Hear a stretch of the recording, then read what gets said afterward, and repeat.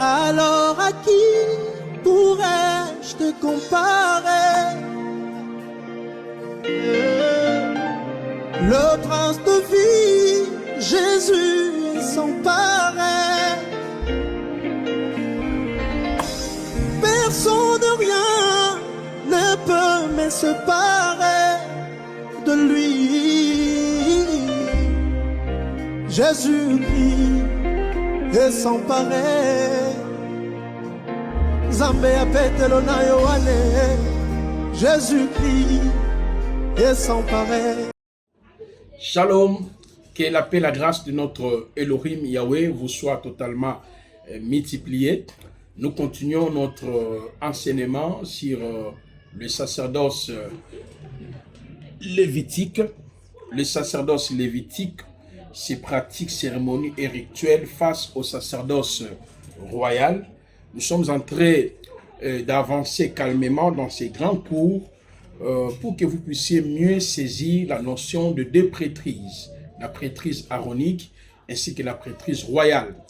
Je crois aujourd'hui nous allons pouvoir continuer après avoir expliqué qui est un apôtre, qui est un évangéliste, qui est un prophète, qui est un docteur. Vous avez été suffisamment élucidés quant à ça. Et nous allons évoluer aujourd'hui par la grâce de notre Elohim pour savoir est-ce qu'on peut consacrer un apôtre ou bien ordonner un apôtre dans la nouvelle alliance. C'est très important. Et nous observons lors de l'ordination, de la consécration, il y en a qui portent des cols pastorales, il y en a qui utilisent des toges, il y en a qui utilisent des huiles, il y en a qui utilisent des kippas, des petits chapeaux sur la tête, il y en a qui utilisent des croix. Et je pense que nous allons essayer de vous expliquer la consécration à la lumière de la prêtrise aronique ainsi que à la lumière de la prêtrise royale afin que vous puissiez être éclairés. Remercions d'abord Elohim. Père, merci pour ces moments que tu viens nous accorder avec tes serviteurs. L'honneur, la gloire revient à toi, notre Elohim Yahweh. Nous croyons à ta puissance, à ta fidélité, que ton esprit est avec nous, dirige-nous, guide-nous. À ton nom glorieux, notre Adonai Yahushua. Amen. Voilà. Je pense que vous devez vraiment passer du temps sur le livre les sacerdoces lévitiques, ses pratiques, ses cérémonies et rituels face au sacerdoce royal. N'oublions pas de lire aussi, n'est-ce pas, ce ouvrage ou le fascicule s'il appelle au ministère selon Ephésiens 4 et le ministère séculier, parce que nous sommes en train déjà d'expliquer le ministère pastoral, doctoral, évangélique. Et le Seigneur permettra, nous allons toucher le ministère séculier.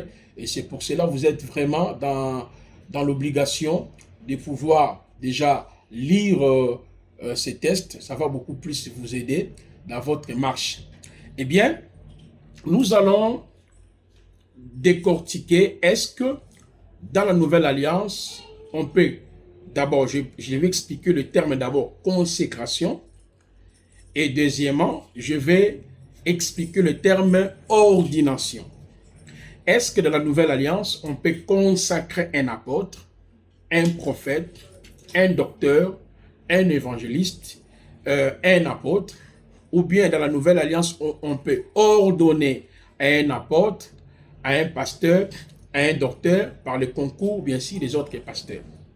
Je dirais d'abord, dans la nouvelle alliance, on ne peut pas consacrer ou ordonner un apôtre par les autres apôtres. Pourquoi? Il y a une forme de mélange entre les sacerdoces lévitiques et les sacerdoces royales. Je vous ai dit ceci. Dans la prêtrise royale, nous voyons le ministère en somme. C'est-à-dire, il y a les apôtres au pluriel, le prophète au pluriel, le docteur au pluriel, les évangélistes au pluriel. Pourquoi on ne peut pas les consacrer? Parce que ce sont deux personnes qui ont été d'abord choisies depuis l'éternité, notez cela, Et deuxièmement, ces gens furent consacrés à la croix. Notez aussi cela. Tout celui qui est appelé apôtre, prophète, docteur, évangéliste et pasteur, ce sont les ministères que Yahweh a donné à son Église. Et ces derniers ont été mis à part, c'est-à-dire choisis avant leur existence, et consacrés à travers la croix. Je vais expliquer cela, mais je vais d'abord retourner dans l'Ancien Testament lorsqu'on parle de la consécration. Les langages consécration dans l'Ancien Testament, et par après je vais retourner sur ce point. Dans l'Ancien Testament, lorsqu'on parle de la consécration, il y avait 3 étapes à respecter.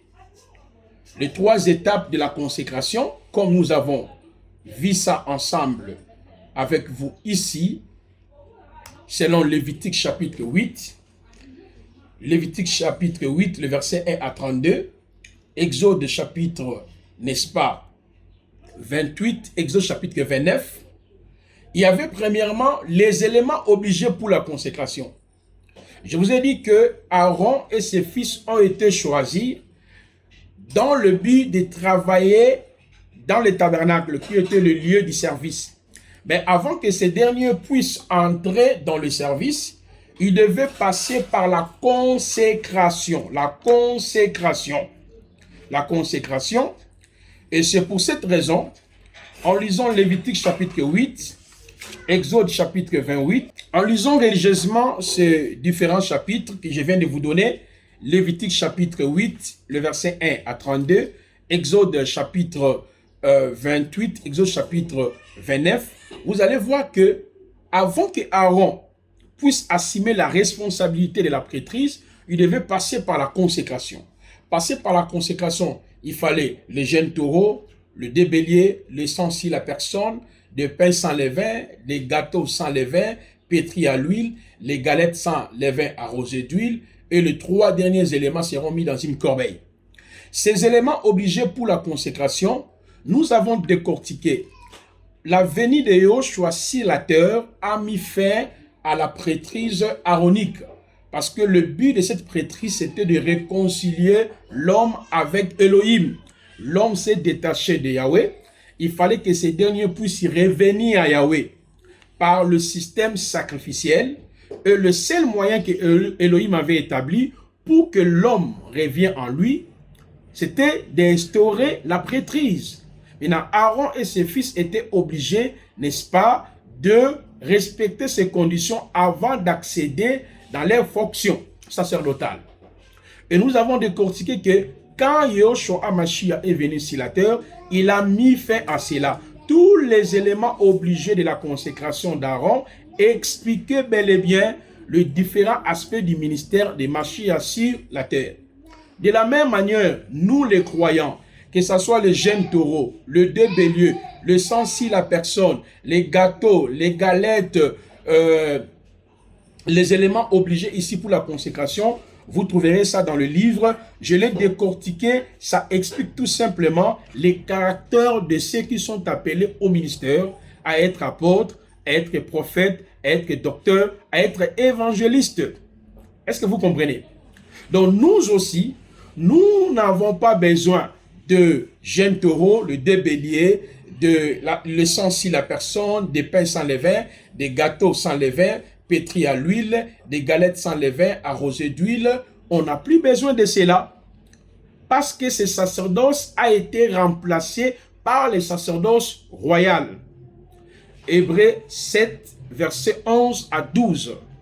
Le sacerdoce royal signifie, comme je vous avais dit, Dieu qui a pris la forme humaine dans le but de nous réconcilier. Lui-même, il devient prêtre, il devient souverain sacrificateur, il devient ensemble de tous les sacrifices qu'on offrait dans l'Ancien Testament, dans le but de purifier, de sanctifier, de réconcilier, n'est-ce pas, le peuple avec Elohim. Est-ce que vous comprenez très bien, mes chers frères et sœurs? C'est pour cette raison, étant donné que nous sommes dans la prêtrise royale, nous ne pouvons même pas faire l'usage de la consécration. Pourquoi? Le mot consécration signifie justement mise à part, sanctifier, mettre à côté. Or, Yehoshua est celui qui nous a mis à part. Il nous a sanctifiés. Je prends par exemple Hébreux 10, le verset 10. On nous dit, en vertu de son sacrifice, nous sommes sanctifiés. Sanctifié veut dire consacré, mis à part, mettre à côté. Ça, c'est à la croix. Donc, à partir de sa mort à la croix, tout croyant est déjà sanctifié et consacré. C'est pour cette raison, l'entrée d'Aaron et de ses enfants, écoutez-moi très bien, dans le sacerdoce lévitique, était attaché par ces éléments qui les avaient introduits sur le prophète Moïse. Il les a introduits par les éléments obligés pour la consécration. Mais regardez, lorsque le texte biblique parle de notre intronisation dans la prêtrise royale, on ne fait pas allusion aux jeunes taureaux, aux jeunes béliers, laissant si la personne, gâteau, galette, le pain sans levain, pétri d'huile, arrosé d'huile. On ne fait pas l'allusion à cela. Je vous donne seulement Apocalypse chapitre 5. Dans les textes d'Apocalypse chapitre 5, la parole nous dit clairement. Regardez très bien mes chers frères et sœurs. Je lis Apocalypse chapitre 5, le verset 8 jusqu'au verset 10. Et il chante un cantique nouveau en disant, tu es digne de prendre le livre et d'ouvrir le sceau parce que tu as été tué. Tu nous as achetés pour Elohim par ton sang de toutes tes tribus, de toutes tes langues, de tout peuple, de toute nation. Regardez le verset 10e. Tu as fait de nous des rois et des prêtres. Or, Aaron et ses enfants, avant de devenir le prêtre, ils devaient passer par les éléments obligés pour la consécration. Mais nous, on nous fait comprendre que par sa mort à la croix de Golgotha, nous sommes déjà consacrés. Il nous a fait des prêtres, mais pour eux, avant de devenir le prêtre, il faut respecter la première procédure, les éléments obligés pour la consécration. Le non-respect de ces éléments-là, vous ne pouvez pas exercer la prêtrise. Mais pour nous, nous sommes déjà consacrés. Nous sommes consacrés en vertu de quoi? En vertu de sa mort. Je reprends. Et il chante un cantique nouveau en disant, tu es digne de prendre le livre et d'en ouvrir le sceau. Parce que tu as été tué, tu nous as achetés pour Elohim par ton sang de toutes tes tribus, de toutes tes langues, de tout peuple, de toutes tes nations. Tu as fait de nous des rois et des prêtres pour notre Elohim. Nous régnerons sur la terre. Donc, si nous sommes prêtres, nous sommes rois, nous sommes accédés dans la prêtrise par la croix. C'est pour cela qu'on n'a même pas besoin de la deuxième procédure de la consécration d'Aaron. Lorsque nous revenons toujours dans le livre de Lévitique chapitre 8, n'est-ce pas? Lévitique chapitre 8, Exode chapitre 28, Exode chapitre 29. On n'a plus besoin même de la procédure de la consécration. Parce que nous avons été consacrés à la croix. Voyez? Le lavage du corps, le port de vêtements sacrés, l'onction d'huile ou sacrée, je vais expliquer cela même après, l'imposition de main des sacrificateurs sur le jeune taureau, le jeune bélier, de consécration et de holocauste. Nous, on n'a plus besoin de ces éléments ici. Parce que dans le langage du vétérotestamentaire, lorsqu'on parle de la consécration, donc on voit aussi le lavage du corps, le port de vêtements, l'onction d'huile, n'est-ce pas, ou sacrée, l'imposition des mains des sacrificateurs sur le jeune taureau, le jeune bélier, des consécrations et des holocaustes. Mais nous, déjà dans la Nouvelle Alliance, par la mort de Mashiach, nous sommes devenus des prêtres. Donc, il n'a pas fait l'allusion parce que tous ces éléments conduisaient Aaron et ses fils dans les consécrations, c'est-à-dire le mot kaudash, consécration ou dédicacé ou mettre à part, c'était dans le cadre d'assumer la responsabilité sacerdotale. Donc, autrement dit, on n'a plus besoin, n'est-ce pas, qu'on soit lavé, de porter les vêtements, d'avoir l'huile, n'est-ce pas, l'huile d'olive qu'on utilise aujourd'hui. On va toucher ça par la grâce de notre Elohim. On n'a plus besoin de ces choses dans la nouvelle alliance. Tout chrétien a été déjà consacré à travers la croix. Et même lorsque nous touchons la troisième étape qui était la durée de la consécration, toujours dans Lévitique chapitre 8, Exode chapitre 28, Exode chapitre 29. Donc nous, on n'a plus besoin de ces choses parce que Aaron et ses fils, avant d'exercer la prêtrise, étaient censés de respecter tous ces contours. Donc, dans les langages, écoutez très bien, de vétérotestamateurs de l'Ancien Testament, lorsqu'on parle de la consécration, on voit les éléments récités. Voyez, les éléments obligés pour la consécration, la procédure de la consécration et la durée de la consécration. Mais est-ce que nous, qui sommes dans la Nouvelle Alliance, nous avons besoin de cela? Non plus. Comment nous sommes consacrés? C'est à partir de la croix. Hébreux chapitre 10, le verset 10. Et vous trouverez dans l'ouvrage plusieurs éléments que j'ai évoqués ici, le terme grec tel que archéos, parce que vous allez remarquer dans Nouvelle Alliance, lorsqu'on parle de saint, les saints de tel, le saint de tel, le saint de tel. Quand on dit que nous sommes des saints, c'est archéos, qui signifie consacré, mis à part, mettre à côté. Mais comment nous sommes consacrés, mis à part, mettre à côté? C'est à travers l'œuvre achevée. À travers la croix, tout chrétien est consacré. C'est pour cela les apôtres, le prophète, le docteur, les évangélistes, on ne peut plus les consacrer. On ne peut plus les consacrer. Ils ont été déjà consacrés par Elohim depuis l'éternité. Il dit par exemple, ça c'est l'apôtre Paul qui dit, Jérémie aussi a répété la même chose.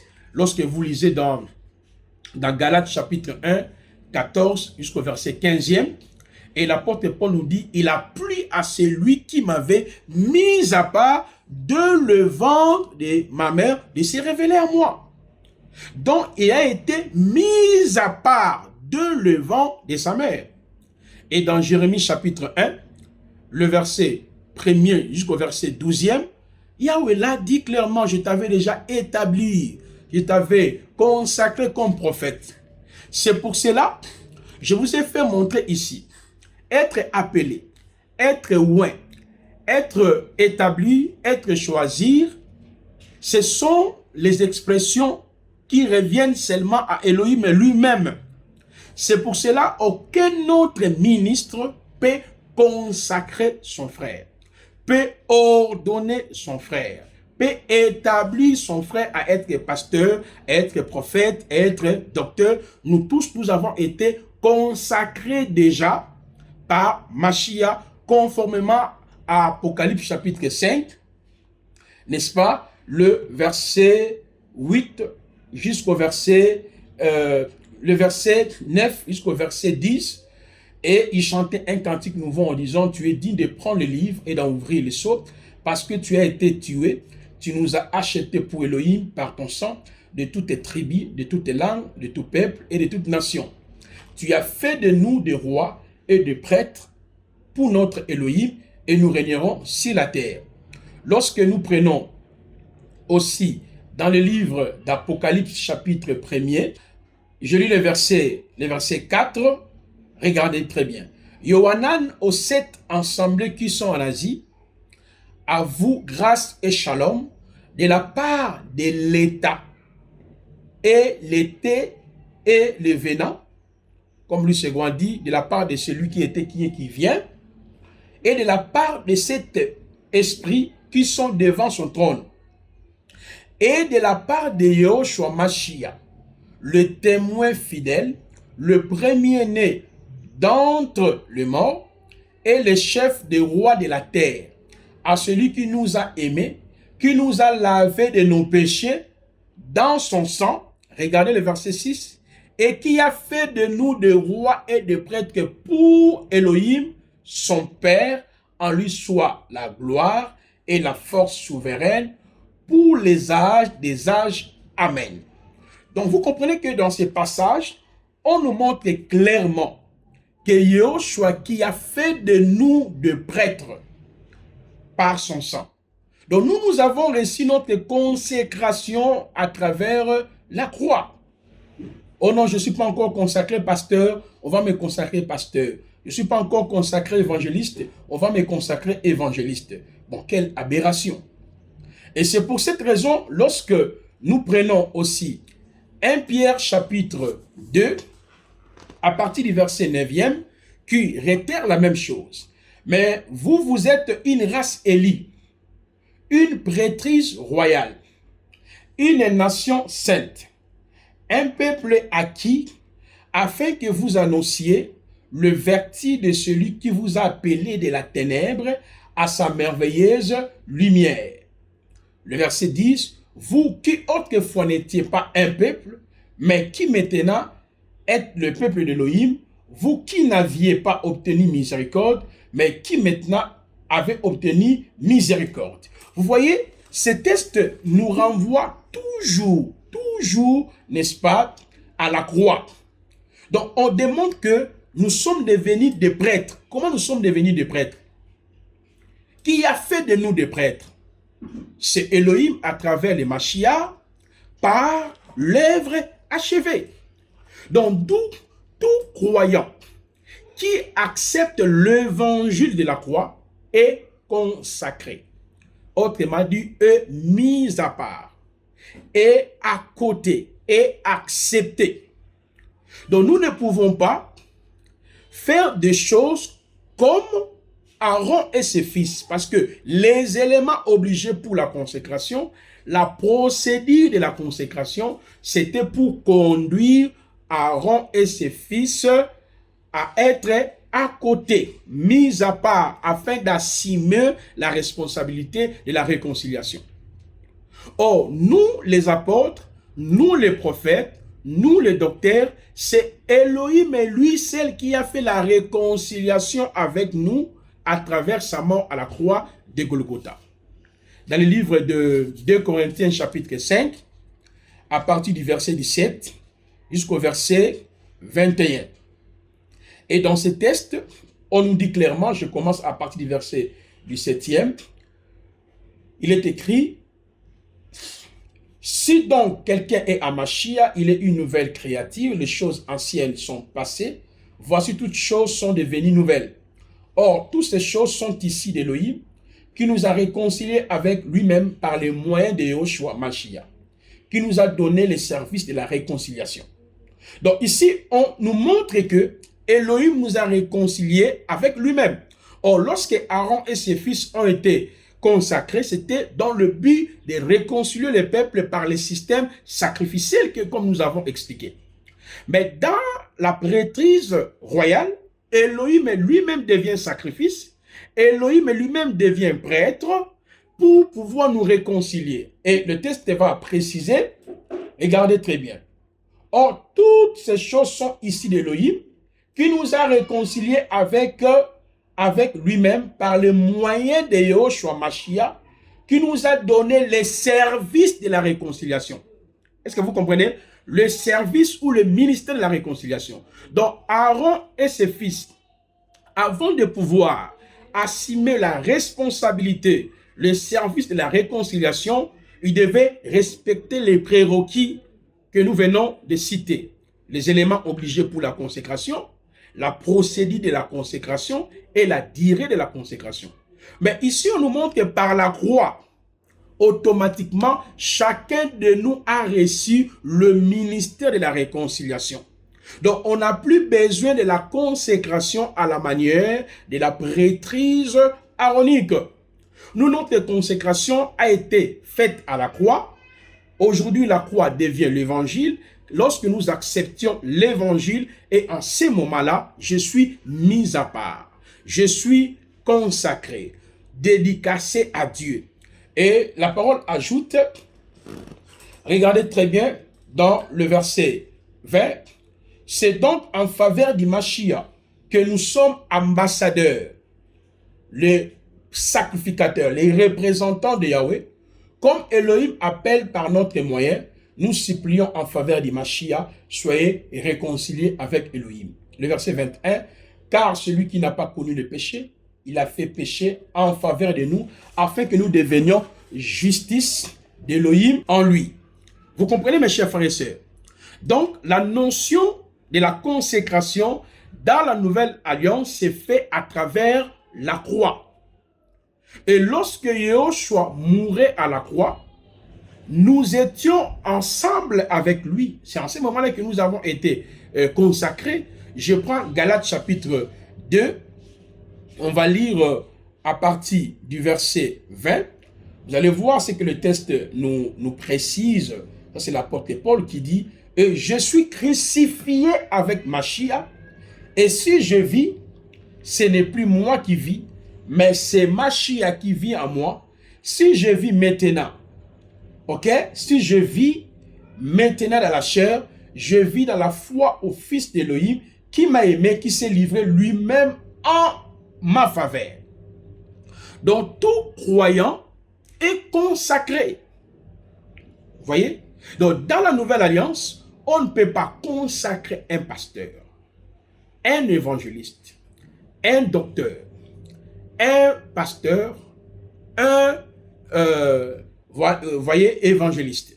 Dans les saints grâces ministérielles. Pourquoi? Ils ont été consacrés à travers la croix. Le fait qu'ils étaient crucifiés avec Mashiach, ensevelis avec Mashiach, ressuscités avec Mashiach.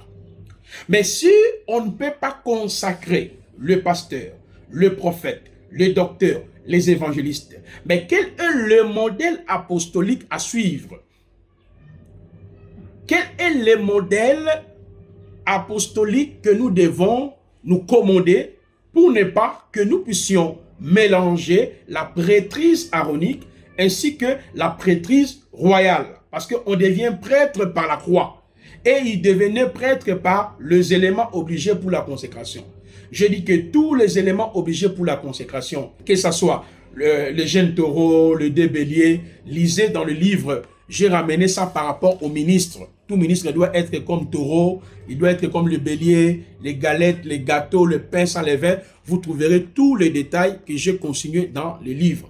Mais ici, nous sommes en train de vous donner des grands résumés afin que vous compreniez qu'il y a une forme de confusion et de mélange dans l'exercice, n'est-ce pas, du ministère, parce que les gens ne veulent pas être enseignés, ne veulent pas être encadrés. Quelqu'un qui se réveille comme ça, Dieu m'appelle apôtre, Dieu m'appelle prophète, Dieu m'appelle évangéliste. Mais quand vous lui posez la question, Dieu vous a appelé apôtre, prophète, docteur, évangéliste, c'est vrai.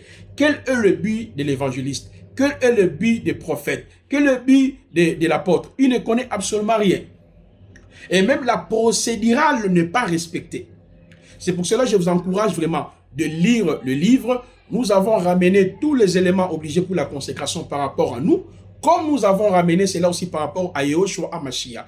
Donc il y a certaines choses que je vais dire, certaines choses que je ne dirai pas. Il faudrait que vous puissiez rester dans la lecture, parce que la force d'un prédicateur, c'est aussi dans la lecture. Si, je reviens sur ce que je disais, si nous sommes déjà consacrés, mis à part, on nous appelle saint, archios, consacrés, mis à part, on n'a plus besoin de la consécration, mais quel est le bon modèle ou la procédure à suivre?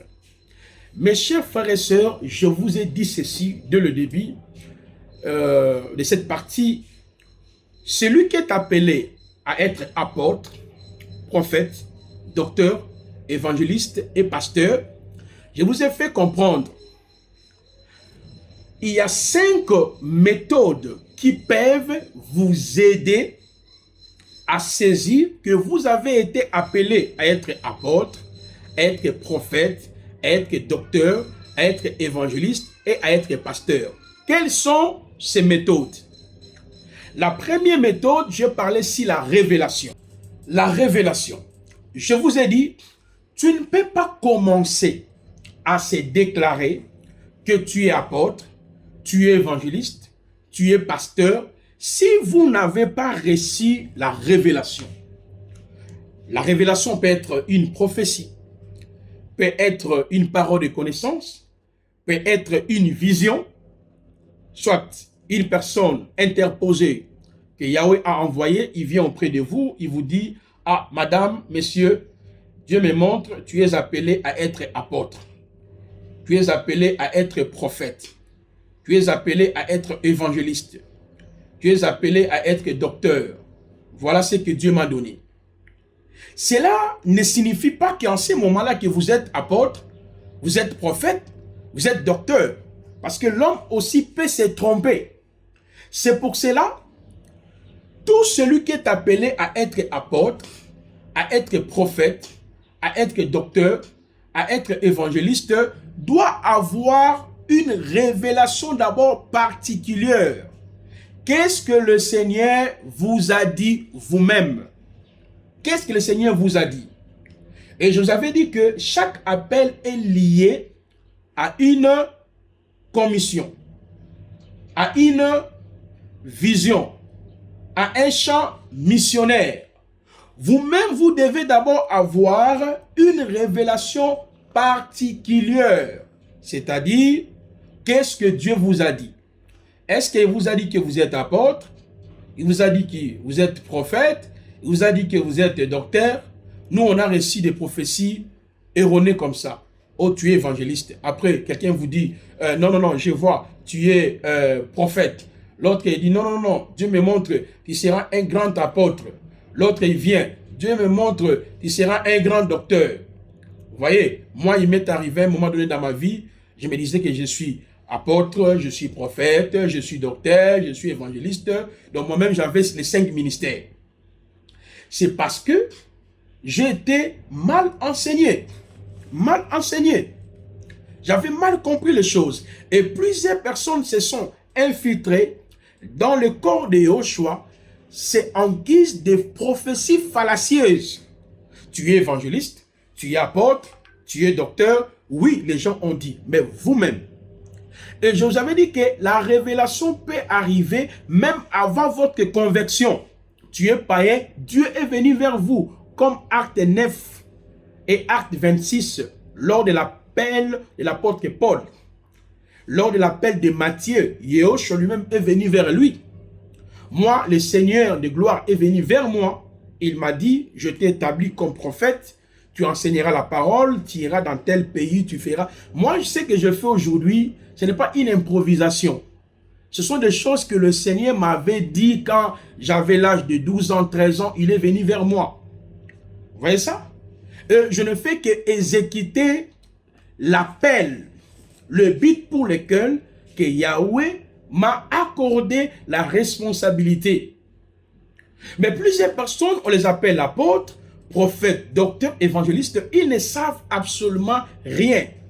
Et ils se basent sur le prophétie que les autres ont dit ou des visions que les autres ont vues. Où est le message particulier? Est-ce que Dieu a envoyé son ange pour vous parler que tu es apôtre, tu es prophète, tu es docteur? Ou bien Dieu est venu lui-même vers vous et vous a dit que tu es apôtre, tu es prophète, tu es docteur, tu es évangéliste? C'est pour cela que nous avons parlé sur les 4 sortes d'appels. L'appel qui vient par Satan, l'appel qui vient par les hommes. Ah, tu es trop doux là, tu es pasteur, tu es évangéliste, ah, tu es pas. Non, est-ce que vraiment toutes ces choses-là ont un sens dans nos églises aujourd'hui?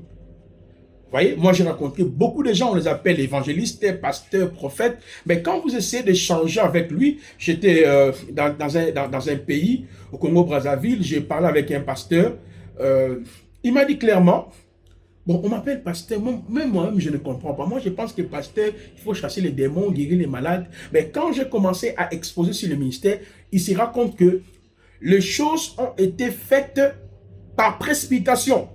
Il n'a pas compris les prérequis qui conduisent l'homme à saisir ou à ressaisir en quoi le Seigneur l'a appelé à exercer dans l'Église. C'est pour cela, les gens pensent qu'ils doivent être consacrés. On peut les consacrer comme apôtres ou ordonner comme évangélistes. Je vous expliquerai l'ordination après. On peut les consacrer, l'ordonner. C'est parce qu'on n'a pas compris. La révélation, bien sûr, Dieu peut envoyer une personne interposée. Lisez très bien Acte 9, Acte 26. C'est que Elohim avait dit à l'apôtre Paul. C'est le même message qu'il a dit aussi en alliance qu'il avait envoyé auprès de l'apôtre Paul. Cet homme, je l'ai choisi comme un instrument. Lisez Acte 9. Lisez. Il faut que le message soit exact. Lisez Acte 9, Acte 10. Lisez Acte 26. Quelqu'un peut vous dire que vous êtes apôtre, vous êtes prophète, vous êtes évangéliste. Mais il faut que ce message-là puisse se commander avec le message que Dieu vous avait donné. Mais vous, on vous appelle prophète parce qu'on vous a dit que tu es prophète. On vous appelle évangéliste parce qu'on vous a dit que tu es évangéliste. Oh, on m'appelle évangéliste et je suis pasteur. C'est là où il y a des confusions. Et la révélation, elle est indispensable. C'est à travers la révélation où Dieu précise le champ de sa mission. Je vous avais dit, chaque appel est lié à une vision. Bien sûr, nous tous, nous sommes appelés à prêcher la doctrine de la sotériologie, l'eschatologie, la pneumatologie, Yehoshua Hamashialogie. Mais lorsqu'il y a une rencontre avec Yahvé, il nous précise notre champ de la mission. Avez-vous réussi votre commission? Avez-vous réussi une vision liée à votre appel? Si cela n'a jamais été fait, ne te précipite pas, cher frère. Jetez tous ces titres-là qu'on t'appelle frère. Passez le temps dans l'enseignement, dans la formation, jusqu'à ce que vous aurez la confirmation, n'est pas par une personne interposée, d'abord avec vous et le Seigneur. Et après la révélation, nous avons abordé la deuxième étape. La deuxième étape, c'était la formation. Je vous ai dit que la formation, elle est indispensable. Parce que si vous êtes bien formé, on ne peut même pas vous consacrer. On ne peut même pas verser l'huile sur votre tête. On ne peut même pas vous donner des habits, des toges, des croix, des chapeaux. Voilà.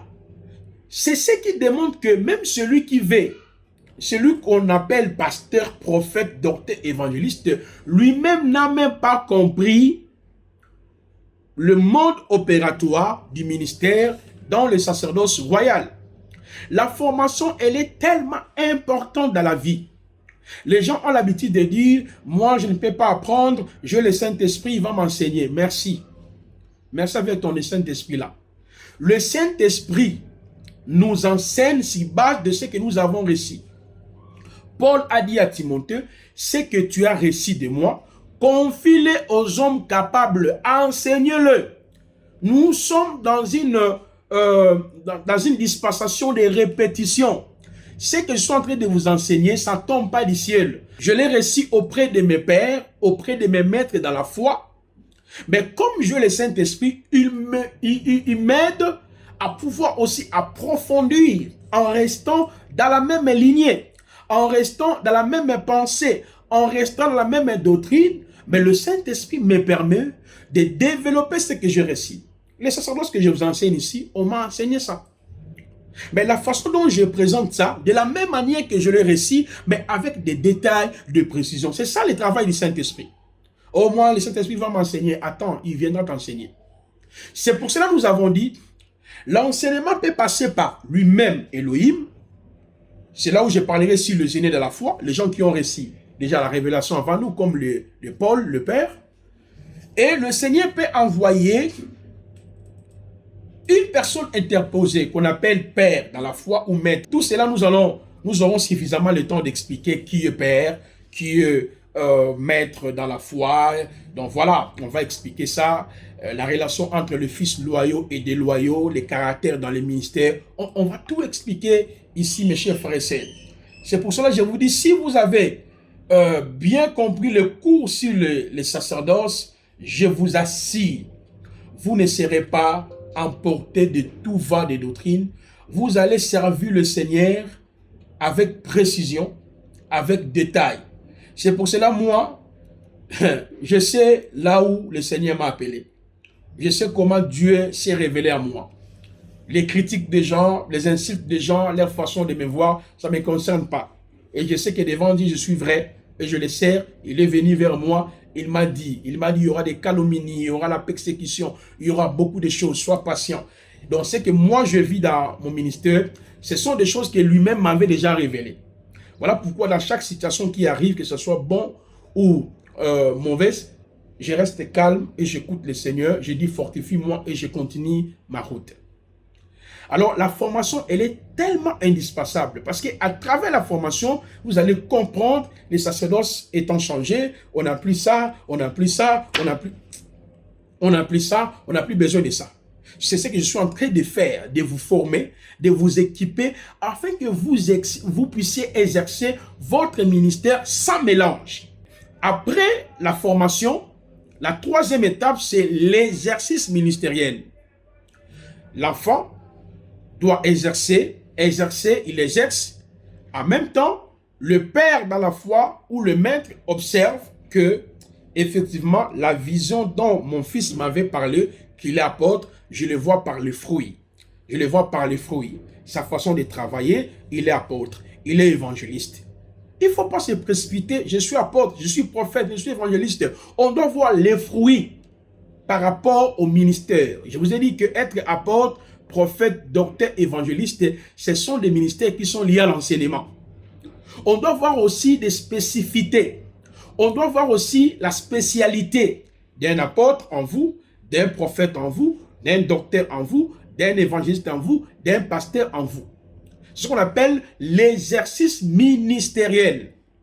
Le Père vous envoie, vous exercez, vous donne des tâches. Et après cette étape, viendra maintenant l'étape que la Bible appelle la prière de l'imposition des mains par les aînés dans la foi. La prière de l'imposition des mains par les aînés dans la foi. C'est là où il y a une grande confusion aujourd'hui dans nos assemblées. Les gens appellent la prière de l'imposition des mains par les aînés dans la foi. C'est justement une action qui consiste à reconnaître l'appel du frère, que celui-ci est appelé à être apôtre, à être prophète, selon la vision qu'il avait reçue de la part du Seigneur. Lorsque nous lisons Actes chapitre 13, le verset 1er nous dit ceci. Or, il y avait dans l'assemblée qui est Antioche quelques prophètes et docteurs, Barnabas, Simon appelé le Noir, Lucios, les Syriennes, Manahé, qui avait été élevé avec Hérode, les Tractaques et Shaoul. Or, on servait le Seigneur en gêne. Le Saint-Esprit dit, séparez-vous maintenant. Ok? Regardez très bien. Séparez-vous maintenant, Barnabas et Saul, pour l'œuvre à laquelle je les ai appelés. Ils étaient en train d'exercer déjà leur ministère, parce que le ministère, ok, non, on peut octroyer à l'autre le ministère à être prophète, à être docteur, à être évangéliste, à être pasteur. Pourquoi on est pasteur, on est évangéliste, c'est depuis l'éternité. Et par la confirmation de la vision, il servait l'exercice ministériel. Regardez maintenant la quatrième étape que les gens appellent consécration ou l'ordination. Mais selon le texte biblique, on appelle ça la prière de l'imposition de mains qui se fait devant l'assemblée. Cette prière a pour but de reconnaître que notre frère est apôtre, notre frère est docteur, notre frère est évangéliste. Et la parole nous dit, alors, ayant gêné et prié, l'ayant imposé les mains, ils les laissèrent aller. Vous voyez ça? Ils les laissèrent aller. Parce que quand Paul y a aussi révélé en lui, il lui avait expliqué le champ de sa mission. C'est pour cela que nous insistons pour vous dire, si vous n'avez pas encore compris votre champ de mission, arrêtez de vous appeler apôtre, prophète, docteur, évangéliste. Il ne faut pas se baser sur le dire de tel, le dire de elle. Restez d'abord dans la concentration de ce que Yahweh vous-même vous a dit. Donc, celui qui est appelé apôtre et prophètes, docteurs, évangélistes et pasteurs, on ne peut pas les consacrer. Il est déjà consacré depuis le temps éternel, manifesté à la croix. On priera justement pour lui, ce qu'on appelle la prière de l'imposition de main. Autrement dit, vous vous reconnaissiez que celui-ci est apôtre et prophète, docteur, évangéliste, parce que le Seigneur a porté son choix sur lui. Lui-même a la certitude de son appel. Mais d'où vient l'affaire de la consécration? D'où vient l'affaire de l'ordination? Bon, nous allons prendre pause et on va continuer pour finir la dernière étape. La dernière étape, la main d'association ou la reconnaissance ministérielle. Après avoir travaillé plusieurs années, on va voir ça après les pauses. On va voir ça demain à la même heure et je vais expliquer est-ce que il faut porter le vêtement, il faut utiliser l'huile dans la consécration et nous allons décortiquer ces éléments-là. Par après, on va expliquer les termes ordination afin que vous puissiez être élucidés. Que la paix et la grâce de notre Elohim, Yahweh Yehoshua vous soit totalement multipliée à son nom glorieux. Amen. Continuez de lire l'ouvrage et tout ce que je suis en train de dire, vous trouverez les détails dans cet ouvrage. Que Yehoshua vous bénisse. Baruch Hashem.